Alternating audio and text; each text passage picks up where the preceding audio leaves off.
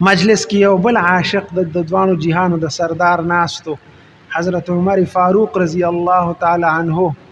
هغه پاسې یا رسول الله څنګه چې ستاسو د دوانو درې سيزونه خوختي دغه سي زمام یو 3 سيزونه ډیر زیات خوختي په دې دنیا کې کوم سيزونه د استخوخت حضرت عمر رضی الله تعالی عنه او فرمایل یا رسول الله یوم امر بالمعروف ډیر خوخت چې خلکو ته د نیکی حکم کو منزل لاشه روزه ونیسه نیکی کارونه وکي دا چې خلکو ته ویم دا کار مې ډیر زیات خوښ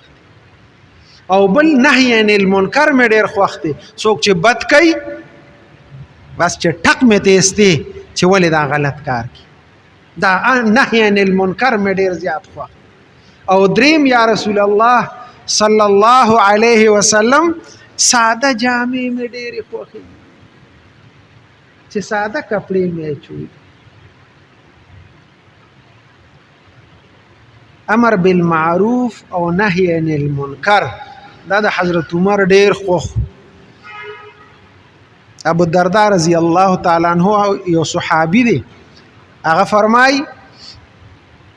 وی امر بالمعروف او نهی عن المنکر کوي کتاسو امر بالمعروف او نهی عن المنکر پرې خو دو داسې حکمرانان به الله پتاسو مسلط کی چې ستاسو د سپینګیرو بے قدری وکړي او ستاسو په ماشومان باندې به شفقت نه کوي مهرباني به نه کوي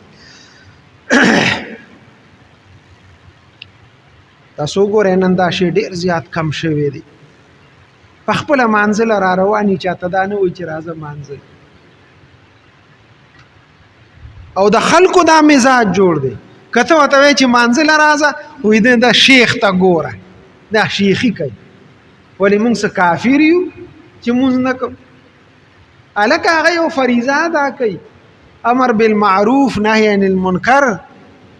دا د پیغمبر طریقه ده دا د الله حکم دی کنتم خیر امه اخرجت للناس تأمرون بالمعروف وتنهون عن المنکر ولتكن منكم امه يدعون الى الخير پتاسو کې د داسې یو جماعتي چې هغه خلک خیر طرف ته رابلي بیا وې دا شیخي کوي ځکه دی وجنه مونږ باندې الله داسې حکمرانان مسلط کړي دي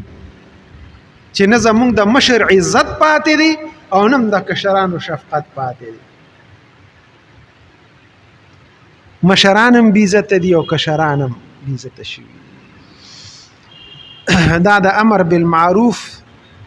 او د نهی عن المنکر د نشوالي وجه ده چې مونږ نه کوو چاته د خیر نه وایو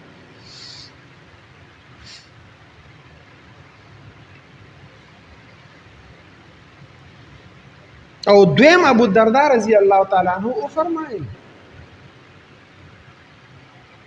و یو خو به د باندې حکمرانان خراب مسلط شي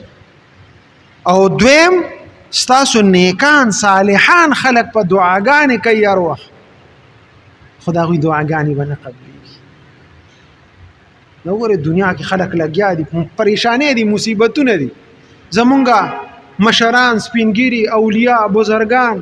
خانقاهونو کې مدارسو کې جماعتونو کې ناس دي الله ته سوال کوي دعا الله نه قبلې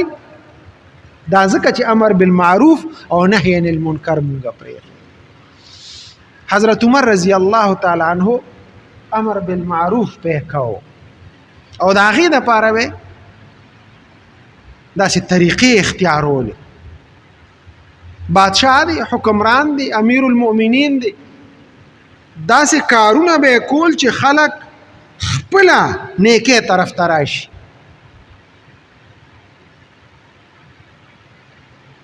دا غزوات چې دي نو دا خط کم شو لک شان دي مسلمانانو فتوحات وکړل څومره فوجیان چې هغوی خپل چونو کې خپل ځایونو کې آرام باندې لک سم لاستل به جنگونه لک ختم شو کم شو حضرت عمر رضی الله تعالی عنہ په دور کې دا فوجي چونې جوړې شوې وي دا چونې فوجي دا هغه جوړې کړې وي ډومبه پولیس هغه جوړ کړیو دا سرای دا سریګانې دا هغه جوړې کړې. نو فوجي چونو کې ولیدل چې دا فوجیان آرام سره پراتو، جنگ جګړه نه وه، نور دشمنان نو، جنگونه لږ کم شو. نو حضرت عمر رضی الله تعالی عنہ سوچ وکړ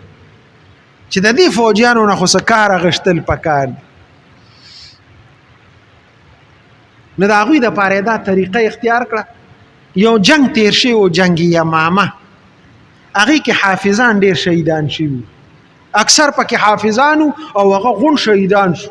نو حافظان کم نه، نش برابر حافظان پاتې شو. نو حضرت عمر رضی الله تعالی عنہ سوچ وکړ چې یار حافظانو کمې دي، د دې فوجیانو نه دا کار اخیستل پکار دي. نو حافظانو ته فوجیانو ته اډر ولیکه چې تاسو چونو کې چې کم ټیم تاسو سره فارغي، نو استادان یې ورته کینول، ویشا به تاسو قرآن مجید حفظ کې. زرګونه حافظان هغه جوړ. په دې فوج کې ډېره ښه طریقه ده. اوس هم که څوک تبلیغ لځي نه، هغوی منې ورته نه کوي، وایي زه لاړ شم، بس ستا په ځای به مونږ ډیوټي کوو. زموږ د پاکستان فوج الحمدلله ډېر نیک عمله، بس په مخه یې 4 میاشتو له لیږي، وایي زه لاړ شم. ما خپله په جومات کې به راسره 4 5 6 کله کله به ډېر شو حافظان به راسره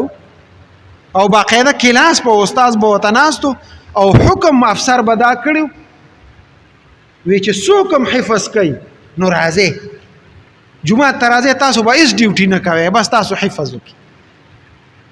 بس حافظان به جوړېدل او په حافظانو به هېڅ ډیوټي نه وه، بس جومات کې به اورېدل خدمت به یې کوو د جومات، او بس چې مولوي صاحب بنو نو مونځ به یې کوو، هېڅ ډیوټي به هغوی نه کوو. حضرت عمر رضی الله تعالی عنہ دا کار نو په زرګونو حافظان یې جوړ کړ. دا نیکې طرف ته رابلل دي، خو په طریقه باندې وګورئ کنه، په طریقې خلک حافظان جوړ کړل. نو امر بالمعروف حضرت عمر رضی الله تعالی عنہ دا د هغه یو خوښ عملو چې خلک نیکې طرف ته راشي. او دویم څیز هغه وی زما خوښ څیز چې دی نو نهی عن المنکر دی، چې خلک د بدو نه منې کوم.